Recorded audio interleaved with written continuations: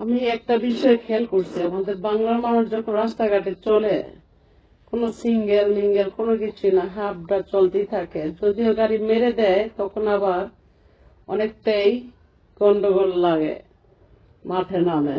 কিন্তু তার আগে কিন্তু কেউ নিয়ন্ত্রণের পথ চলে না, আমি হই আর সবাই হোক।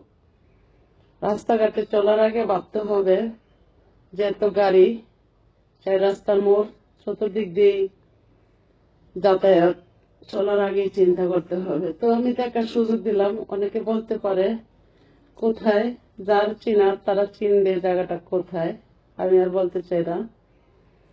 তো দেখার সুযোগ দিলাম, বেকার জীবন কাজে লাগাই, এই আর কি। মনে কয় গায়ে ফিরা যায়, মনে কয় গায়ে ফিরা যায়, মায়ের মুখে একটু কথা মুছে দিত সকল ব্যথা, চোখে চোখে রাখত যে সবাই। মনে কয় গায়ে ফিরা যায়, মনে কয় গায়ে ফিরা যায়। দেখুন কত সুন্দর রাস্তাটা দিয়ে চড়তে, খুবই ভালো লাগলো, আরাম লাগলো, জ্যাম নাই, জোট নাই, কোনো কিছু নাই। তো দরকারে গেছি। তো এখানে অনেক বন্ধু বান্ধবী আছে,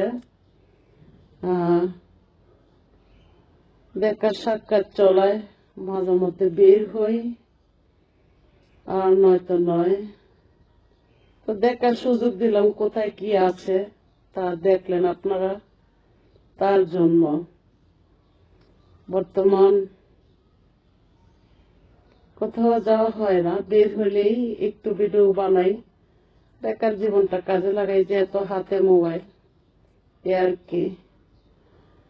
মনে আর তৃপ্তি পাই না, কারণ পরিশ্রম করে তো সাকসেস হচ্ছি না, কারণ মানুষের লাইক কমেন্টে নাই। তবে কিছু ভাইয়েরা স্টিকার দিয়ে কমেন্টে করেন, নানান ধরনের স্টিকার আছে, এসব কিছু দিয়ে কমেন্ট করলে আমার জন্য ক্ষতি হয় ভাইয়েরা, রিচ এঙ্গেজ ডাউন হয়ে যায়। যদি ভালো লাগে, মায়া লাগে, একটু লেখা দিয়ে কমেন্টে করবেন একজন বোন হিসাবে, এতে খুব খুশি হব। আমাকে ভুল বুঝবেন না, আমি আপনাদের বোন। সময়ে আপনাদের আমার কাজে আসতে পারে, আমি আপনাদের কাজে আসতে পারি। এই ধরুন আমি ভাবি এক সময় আমরা 64 জেলার ভাই বোন, এক জেলার এক ভাই বোন, কখনো কারোর সাথে পরিচয় ছিল না, যেহেতু অনলাইনের কারণে এক ফলো হইয়া পরিচয় হন। একজন যদি আরেকজনের পাশে থাকি তাহলে একটু ভালো হয়। আমি জানি আমাকে হিংসা করেন, কারণ কিছু কারণে আমাকে এই নিন্দাটা করা হচ্ছে, আমি বুঝতে পারছি। এতে আমার দুঃখ নাই, সামনের দিকে একটু ফলো করুন, দেখেন আমি কি করি, আমি কি আগের পথে আছি নাকি পাল্টাইছি, সেটা মনে করি আমাকে লাইক কমেন্ট করেন, একটু খুশি হবো, এই আর কি। কিছু বলতে চাই না এরা, ভালো লাগে।